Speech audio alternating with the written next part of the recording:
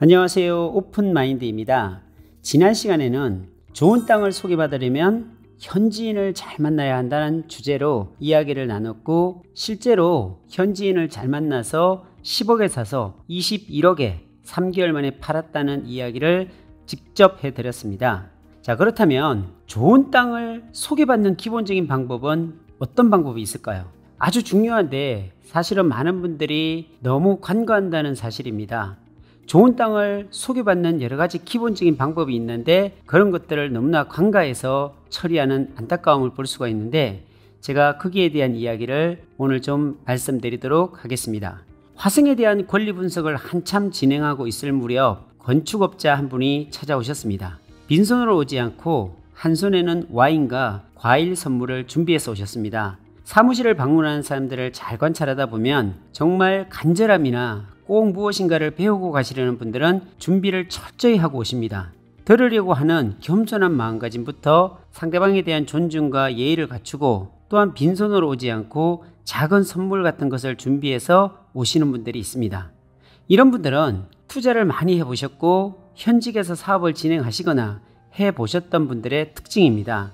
그래야 쉽게 깊은 대화를 할 수 있고 더 많은 정보를 얻을 수 있다는 것을 아주 잘 알기 때문입니다. 저희 입장에서도 보면 그냥 몸만 와서 듣는 분과 철저히 준비를 해서 오신 분들에게 2시간 넘게 정보를 알려드리고 실전에서 겪었던 이야기와 새로운 가치 있는 정보를 알려드리는데 차이를 둘 수밖에 없습니다. 정말 좋은 땅이 있고 소개해 줄 수 있는 땅이 있더라도 기본 예의와 마음가짐이 예쁜 사람들에게 마음이 가는 것은 사실입니다. 지금까지 상담하고 땅을 연결시켜 드린 분들은 모두가 이런 준비가 되어 있는 분들 위주로 해드렸던 것 같습니다. 정말로 좋은 땅을 소개받고 싶은 분들은 부동산 사무실에 방문하시거나 동네 마을 이장님 댁이나 원주민 분들을 만날 때 가벼운 음료수라도 꼭 준비해서 가시면 좋은 결과를 얻을 수가 있습니다.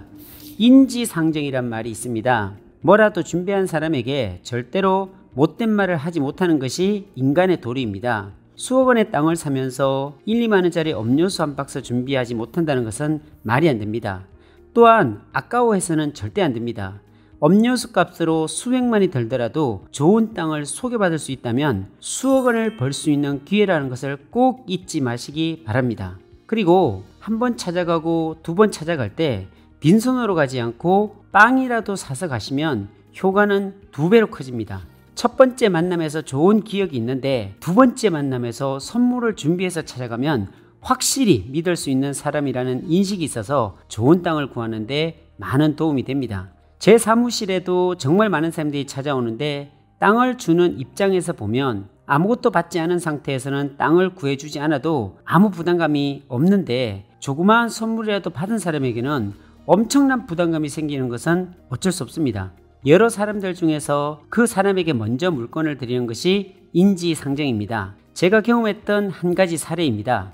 화성 송산그린시티 임장을 하면서 땅을 찾을 때 이야기입니다. 송산그린시티 주변 원형지 땅을 찾으면서 돌아다니다가 길가에 포도를 파시는 분이 계셔서 주변 지역에 대한 정보를 파악하려고 여쭤보니 투명스러운 대답만 하시고 그냥 잘 모른다고 이야기하시면서 의심의 눈을 거두지 않는 분이 계셨는데, 잠시 서서 계속 말을 붙여보니 그분이 그 동네 이장님이셨습니다. 더 많은 정보를 알아내기 위해 이장님이 파시는 포도 10박스를 사서 친인척에게 택배로 보내고 몇 박스는 직접 우리가 먹을 것이라고 하면서 포도를 많이 팔아드렸더니 금세 표정이 달라지셨습니다. 그리고 이 주변에 땅을 구하고 있는데 이장님이 도와주시면 사례를 하겠다고 하면서 정중히 요청을 드렸더니 닫혀있는 마음을 여시고 그 동네에서 이장님만 알고 있는 땅을 소개해 주셔서 바로 계약한 일이 있습니다. 이처럼 시골에 갈 때는 차 트렁크에 장화나 빨간 코팅 장갑, 음료수 몇 박스는 꼭 챙기고 다녀야 합니다. 언제든지 임야를 임장할 수 있고 작업이 필요할 수도 있는 경우가 발생하거든요.